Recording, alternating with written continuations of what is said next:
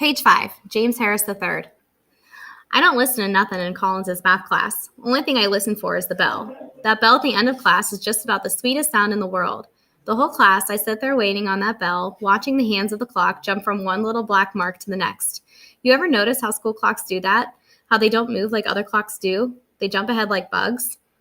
I even saw one move backwards once. I swear the hands went 5 minutes back right before lunch. I told the teacher that the clock was cheating us out of recess and got its attention just for saying that. Mr. Collins teaches 7th grade math, and I'm telling you straight up, he's one of the worst teachers. Page 6. You can get at Washington Middle School. My older brother DJ had him for math 2 years ago. He told me Collins would do nothing but talk and write on the board for the whole period, and the hardest part of his class was not falling asleep. And forget his tests, don't even bother to try. Every Friday, me and Terrell and 3 of the other guys who can keep their big mouth shut take bets on which tie Collins will have on when he walks in. He's been wearing the same ones forever. DJ's class did the same thing. Everybody put a quarter in. Whoever guessed right on the day they were betting got all the money. It's going to be pea green, puke orange, red stripe, yellow diamond, or dirt brown today, huh? I've won $3 so far this year, and it's only September. But then one Friday, Collins did something crazy, like cracked. I was sitting there in class that afternoon staring at the jumping clock like usual, and Collins' voice was going on and on about how important geometry was. Yeah, right. His voice was talking to itself while his hand drew on the board. Top of page 7. This is a cylinder, class. This is a cube. Nobody was paying attention to a word he was saying. This is a cold Pepsi can, my mind said. This is a box with a big, juicy Big Mac inside. No mustard, extra ketchup. And then Collins suddenly stopped his hand in midair, whips around, and stares at us. Is anybody listening to me? He waves his arm and yells. You know, it was almost funny. You could see the little veins in his forehead popping out and his neck starting to turn beet red. All week he'd been giving us the same line, how nobody in our class was listening to him. What's there to listen to? That's what I kept wanting to ask. Only 4 people turned in their homework on Tuesday, and almost everybody failed his quiz on Wednesday, and he should have seen him losing it about that. But this time he completely flips out. He throws his piece of yellow chalk onto the stack of papers, sitting on his desk, goes over to the side of the room, and stands there staring out the windows with his arms crossed. While he's doing that, the piece of, top of page 8, chalk rolls off the papers, hits the floor, and shatters into 1,000 little pieces. That makes everybody crack up. But Collins, he doesn't even turn around to look. He just keeps standing there at the window, not saying a word. I swear he doesn't move for about a half hour. You should have seen the looks on the whole class was giving behind Collins's back while he stood there. Everybody rolling their eyes at each other and pretending to cough and shaking their heads, like nobody knows what to think. When Collins finally does turn around, he's got a serious face on. You know the one I'm talking about. Like we're going to get another big, long lecture. Maybe because me and Terrell are in the row right next to where he is standing. Collins starts in on us first. I slouch down in my chair, figuring he'll get a clue and move somewhere else, but he doesn't. James, he says, what would make you care about being here? Where? I asked, trying to give the least answer I can. Right here, math class, room 307, Washington Middle School, Cleveland, Ohio.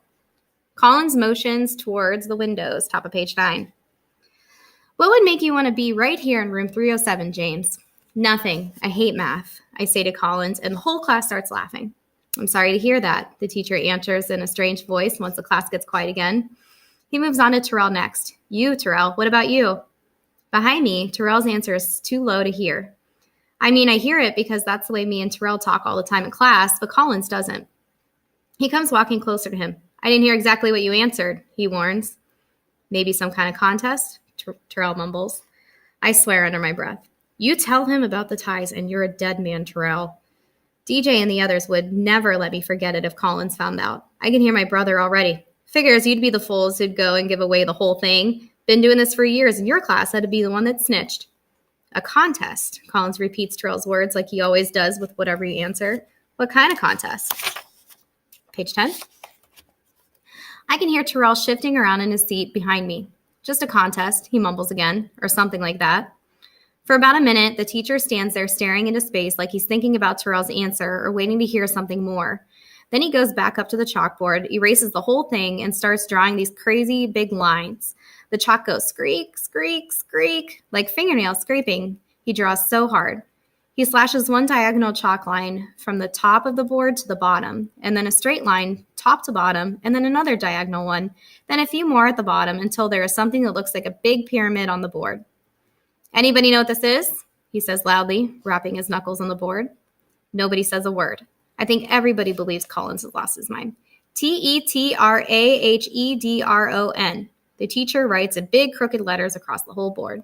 Then he whips around and shouts, "Why aren't any of you writing this down?" I yank Terrell's pencil out of his hand and tell him, top of page 11, he had better keep his fat mouth shut for the rest of the class. On the inside corner of one of my notebooks, I copy the word from the chalkboard. Tetrahedron. That's what I put down. While Collins is writing the definition, I draw a guy standing on a tall, pointy mountain with the words, "Help me, help me, help me, I'm a tetrahedron," coming out of the guy's mouth. That cracks me up. I turn around to show it to Terrell, and a shadow falls across my desk. "I'll take that notebook," Collins says. The little metal spirals make a zip-zing sound as he pulls it out of my hand and tosses it onto his desk. Man, another detention. I slam my chair back so hard it hits Terrell's desk behind me. "Starting on Monday, here's the contest we're going to have," Collins says to the class. I don't even listen. Who cares about some dumb math contest? Page 12. "We're going to have a contest to build one of these." Collins smacks his palm on the chalkboard. Pyramid and chalk dust flies up in the air. A tetrahedron. Nobody has ever made one larger than 6 levels before. That's the record. So our school is going to build a bigger one. Colin looks around the classroom like he's expecting us to be excited about this crazy idea. "So what do you think? Who wants to give this a try?" Not one single person raises their hand, because what kind of contest is that? Building a pyramid? How's that going to make math class any better? But the teacher keeps going on, telling us about some school in California holds the world record, how their sixth level one had 4,996 pieces, how our school could get into the Guinness Book of World Records if we do this, how we could be on the news across the country. Yeah, right. I just keep my eyes on the jumping clock. "How about it, Terrell? It was your idea to have a contest," Colin says, walking around trying to convince people. Top of page 13. "Dante, how about you? Or Charisse? Rondell?" The teacher looks over me again. "James, you have our talent. You could do this. Don't you want to be in the Guinness Book of World Records for something? Don't you want to see your name right there on its own page?" He draws a page in the air with his hands. "James Harris III? No, I wish you would just get away from me, fool. That's what I wish." Charisse, who's always kissing up to the teacher, says maybe. And Rondell Jeffries, who's got brains but is nothing to look at, says she'll think about it, too. Nobody else agrees to help except for Marcel. He waves his hand in the air and says if they need somebody to sign autographs,